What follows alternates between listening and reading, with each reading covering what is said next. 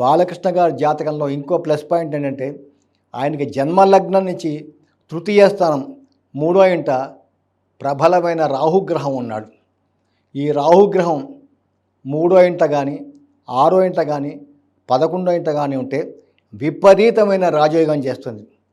అట్లాగే ఆయనకి 8/11/2008 నుంచి 8/11/2026 దాకా దాదాపుగా 18 సంవత్సరాల రాహు మహర్దశ జరుగుతోంది. కాబట్టి 2008 తర్వాత బాలకృష్ణ గారు నటించిన ప్రతి చిత్రం కూడా గోల్డెన్ జూబ్లీ నడిచింది. అఖండ అయితేనేంటి, లెజెండ్, సింహ చెప్పద్దు, ప్రతి చిత్రం కూడా సూపర్ డూపర్గా హిట్ అయింది. అట్లాగే ఈ బాలకృష్ణ గారికి ఈ 2025 అక్టోబర్ దాకా ఆయనకి రాహు మహర్దశలో చంద్రుడి యొక్క అంతర్దశ జరుగుతుంది. చంద్రుడు ధనాధిపతిగా 7వ స్థానంలో ఉండటం వలన గోచారంలో కూడా ఈ 2025 మే 15వ తారీఖు నాడు గురుగ్రహం వృషభ రాశి వదిలి మిథున రాశిలోకి రావటం వలన, ముఖ్యంగా 2025 మే 21వ తారీఖు నాడు రాహుకేతులు మారుతారు. కాబట్టి ఈ రాహు యాంటీ క్లాక్ వైజ్గా మీనరాశి వదిలి కుంభరాశిలోకి రావటం వలన ఈ రాహు గోచారంలో 18 మాసాలు విపరీతమైన రాజయోగంగా ఉంటుంది.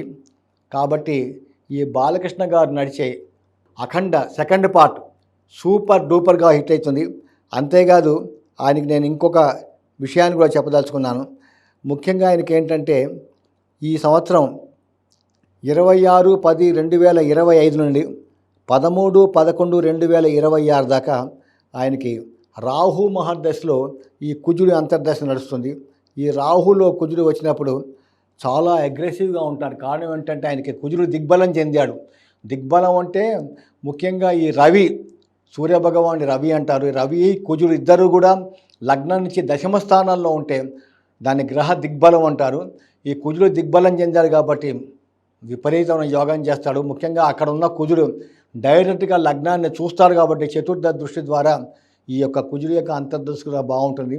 ముఖ్యంగా బాలకృష్ణ గారికి 13/11/2026 నుండి 13/11/2042 దాకా 16 సంవత్సరాల గురు మహర్దశ జరుగుతుంది.